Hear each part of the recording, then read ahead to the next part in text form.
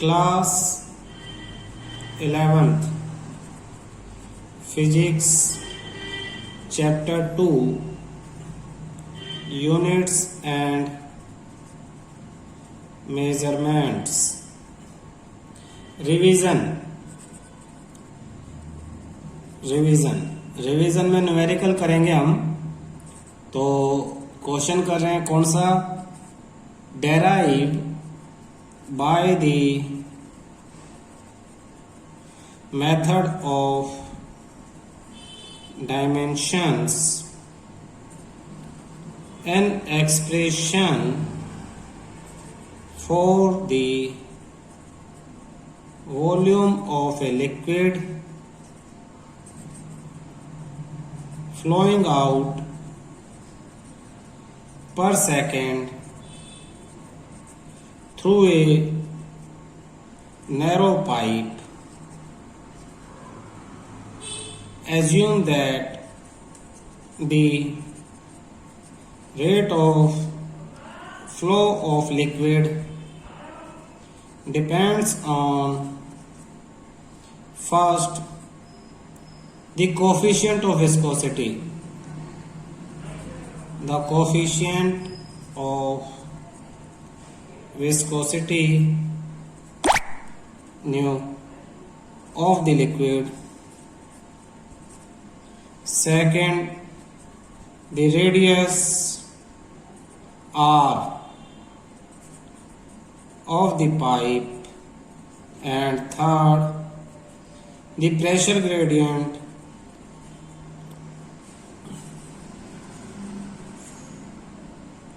P upon L along the pipe. Take K equal to pi upon A. क्या find out करना है, rate of flow of liquid. तो rate of flow of liquid यानी volume flowing out per second find out करना है। Volume तो volume of flow per second ये हमें फाइंड आउट करना है। देखो rate of flow of liquid, तो किस चीज पे derive the method of dimension express the volume of a liquid flowing out per second. इसके लिए फॉर्मूला हमें डेराइव करना है और इसको हम V सिंबल से डिनोट कर लेते हैं। तो V इसने कहा है कि किस किस पे डिपेंड करता है, विस्कोसिटी के कोफिशिएंट पे, रेडियस पे और pressure gradient P upon L पे, इन तीनों पे। तो हम क्या लिखेंगे कि volume equal to constant K लगा लेंगे, जो फर्स्ट है उसकी पावर हमें नहीं पता A लगा लेंगे, इनटू जो सेकंड है R उसकी पावर B लगा लेंगे, और जो थर्ड है P अपॉन L इसकी पावर हम C लगा लेंगे। तो ये फॉर्मूला बना लिया। अब एक्चुअली हमें फाइंड आउट करना A की वैल्यू, B की वैल्यू और C की वैल्यू। उसने कहा वॉल्यूम पर सेकंड इन तीन चीजों पे डिपेंड करता है, इनकी पावर क्या हमें नहीं पता, तो पावर निकाल लेते हैं। इसमें ये कांस्टेंट है तो इसकी तो कोई डायमेंशन है ही नहीं, नो डायमेंशन, इसके कोई डायमेंशंस है ही नहीं। इन सब के बाकियों के डायमेंशन लिख लो। वॉल्यूम पर सेकंड, ये V सिर्फ वॉल्यूम नहीं है, ये वॉल्यूम पर सेकंड है, तो इसकी डायमेंशन हो जाएगी लीटर क्यूब अपॉन में टाइम यानी T-1, L की क्यूब T-1, ये इसकी डायमेंशन है। ये किसके इक्वल है, ये तो कांस्टेंट है। अब कोफिशिएंट ऑफ विस्कोसिटी की डायमेंशन तुम्हें याद रखनी पड़ेगी। ये वैसे जो टॉपिक है ना सेकंड बुक का है, सेकंड बुक में चैप्टर पढ़ोगे उसमें ये सब चीजें पढ़ोगे, लेकिन फर्स्ट बुक के सेकंड चैप्टर में डेरिवेशन दे दी डायमेंशन की हेल्प से, तो इसकी कोई डायमेंशन नहीं, भूल जाओ। विस्कोसिटी, कोफिशिएंट ऑफ विस्कोसिटी की डायमेंशन आपको याद करने, टेबल दे रखी है बुक में। तो M L-1 T-1 और इसकी पावर क्या A, तो इसकी पावर A लिख दो। ये क्या थी, रेडियस, तो रेडियस की डायमेंशन L और इसकी पावर B लिख दो।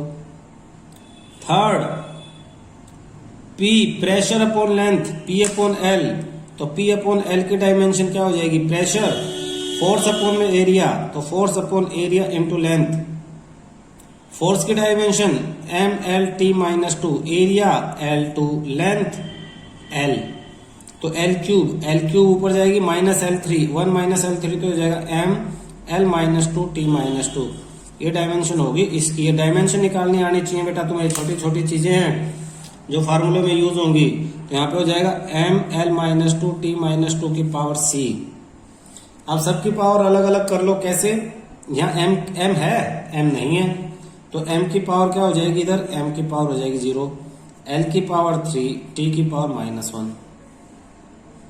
दूसरी तरफ M की पावर यहाँ A और यहाँ M की पावर C, तो दोनों पावर ऐड हो जाएंगी, M की power A plus C into L की power minus 1 into A minus A, यहाँ L की पावर B तो माइनस A प्लस B, और यहाँ L की पावर माइनस 2 इंटू C यानी माइनस 2C, ये L की पावर होगी, इंटू T की पावर यहाँ माइनस A और यहाँ पे माइनस 2C।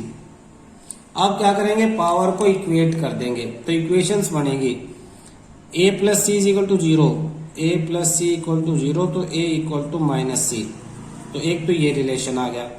फिर L की पावर इधर 3 है और इधर minus A plus B minus 2C है, तो A की जगह माइनस C लिख सकते हैं, तो A की जगह 3 equal to minus of A की जगह minus C plus B minus 2C, तो 3 equal to minus minus plus यानी C plus B minus 2C, यानी 3 equal to C minus 2C minus C B minus C। ये आपकी एक और equation आ गई, 3 is equal to B minus C। Third T की पावर को कंपेयर करो, इधर माइनस 1 है और इधर माइनस A और माइनस 2C। फिर A की जगह minus A1 is equal to A की जगह माइनस C स्टार्टिंग से आई थी, तो minus of minus C minus 2C, minus 1 is equal to फिर A minus minus plus C minus 2C, minus 1 is equal to minus C, minus से minus C equal to 1, तो C की क्या value आ गई? 1। C की 1 value इसमें put कर दो, इसमें तो क्या हो जाएगी? देखो 3 equal to B minus 1, minus 1 इधर आके प्लस, तो B इज इक्वल टू 4 आ गई, और C की यही वैल्यू इधर पुट कर दो, तो A is equal to minus 1 आ गया, तो A की वैल्यू आ गई। फॉर्मूला क्या था? फॉर्मूला ये था, ये वाला फॉर्मूला था ये। इस फॉर्मूले में A, B और C की वैल्यू पुट कर दो, तो फॉर्मूला क्या आ जाएगा? डेराइव होके V, यहां पे लिख देता हूं मैं नीचे, यहीं पे लिख दूं फॉर्मूला डेराइव करके, V equal to K coefficient of viscosity की पावर माइनस 1, R की पावर B यानी 4 और P अपॉन L की पावर V1। तो ये डिवाइड में आ जाएगा, माइनस 1 है तो डिवाइड में, तो फॉर्मूला क्या हो गया? K की वैल्यू भी रख दो, K की वैल्यू पाई अपॉन 8, तो फॉर्मूले में K की जगह पाई अपॉन 8, तो V is equal to pi upon 8, 1 minute, और ये इंटू में 1 upon coefficient of viscosity into R की power 4 into P upon L। एक साथ इसे कैसे रखेंगे? पाई R की पावर 4P ऊपर, V is equal to pi R की पावर 4P और 8 न्यू L। ये आपका फॉर्मूला डेराइव हो गया।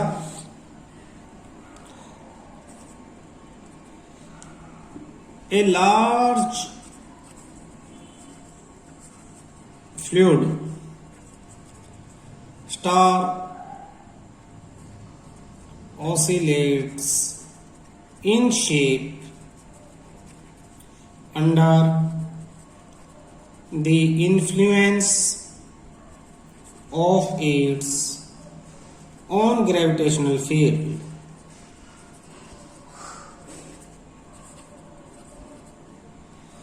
Using dimensional analysis,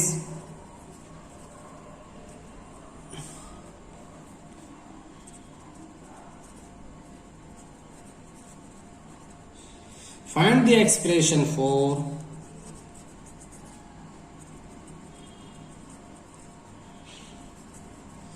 period of oscillation T in terms of radius of star r, mean density of fluid, and universal gravitational constant G। इसने कहा using dimensional analysis find the expression for period of oscillation. इसके लिए formula यानी T. T क्या है? Period of oscillation. तो T किसके equal है? K constant, radius of star के इक्वल कैपिटल आर यानी आर। हमें नहीं पता तो पावर ए लगा लो। Mean density of fluid rho, power B लगा लो, into universal gravitational constant G, power C लगा लो। अब सबकी डायमेंशन लिख देते हैं। सबकी डायमेंशन पहले अलग अलग सोल्व कर लेते हैं। तो पहला क्या है? Period of oscillations. तो टाइम, पीरियड मतलब टाइम, तो इसकी यहां पे पावर में 1। के कांस्टेंट है, कोई डायमेंशन नहीं। रेडियस है, रेडियस यानी लेंथ, तो रेडियस की जगह एल की power A, into mean density of fluid. Density mass पर यूनिट वॉल्यूम होता है, तो मास के लिए एम, पर यूनिट वॉल्यूम अपॉन में एल क्यूब, तो एल की पावर -3 डेंसिटी है, और पावर में लगा लो फिर बी। ग्रेविटेशनल कांस्टेंट का फॉर्मूला था F is to G m1 m2 upon R square. तो आर स्क्वायर उधर, m1 m2 नीचे, तो force are square upon m1 m2, ये डायमेंशन है जी के लिए। तो फोर्स की डायमेंशन क्या है? फोर्स की डायमेंशन mlt-2 r यानी L2 अपॉन मास। तो मास के लिए आपके पास m और m2, तो ऊपर चला जाएगा ये, तो m की पावर क्या हो जाएगी? -1। ये 2 और ये 1 है, तो g के लिए हो जाएगा m की पावर -1, l की पावर 3, एक ये रहा l और ये 2 ये रहे l3, और t की पावर -2। तो ये यहाँ g की जगह आ जाएगा m की पावर -1, l की पावर 3, t की जगह -2, और इसकी पावर में c। ये आ गया आपके पास। तो t की पावर इधर 1, इधर l की पावर a, फिर -3b, फिर इधर l की पावर 3c प्लस में 3c, इनटू m, m की पावर इधर b, और -1c यानी -c, m की पावर 0, l की पावर 0, t की पावर 1। इधर t की पावर इधर नहीं है, इधर नहीं है, इधर नहीं है, t की पावर -2c। पावर कंपेयर करते हैं, m की पावर कंपेयर करें तो इधर 0 और इधर b -c, therefore b = c। एक रिलेशन पता लग गया। l की पावर कंपेयर करें तो इधर 0 और इधर a -3b + 3c। इसे पेंडिंग छोड़ लेते हैं अभी। t की पावर कंपेयर करें, तो जब t की पावर कंपेयर करेंगे तो इधर t की पावर 1 और इधर -2c, ये डिवाइड हो जाएगा, देयरफॉर c = -1/2। ये c की वैल्यू आ गई। c की वैल्यू यहां डालेंगे तो b की वैल्यू आ जाएगी, b = -1/2 सेम। तो b की वैल्यू भी -1/2, c की वैल्यू भी -1/2, दोनों की वैल्यू यहां डाल दो। 0 = a, -3, b की जगह -1/2 प्लस में 3 -1/2। सोल्व करो। 0 a प्लस 3/2 प्लस -3/2 कैंसिल, तो a की पावर 0, देयरफॉर a = 0। तो a की वैल्यू, ये a की वैल्यू, ये b की वैल्यू, ये वाली -1/2 और ये c की वैल्यू, तीनों वैल्यू इस क्वेश्चन में हम पुट कर देंगे, जो हमने रिलेशन ये बनाया था। तो फॉर्मूला क्या आ जाएगा, T is equal to K R की पावर 0 रो डेंसिटी की पावर B यानी -1/2 और G की पावर C यानी ये भी -1/2। तो ये आपका फॉर्मूला आ गया। इसे एडजस्ट कैसे करेंगे, माइनस है तो अपॉन में और पावर 1/2 है तो रूट, तो ये भी रूट में और ये भी रूट में और अपॉन में आ जाएगा। R की पावर 0 तो R होगा ही नहीं, तो T is equal to K होगा और अपॉन में इनटू में 1/रूट रो G। ये आपका T का फॉर्मूला आ गया, ये आपका आंसर है। क्लियर है।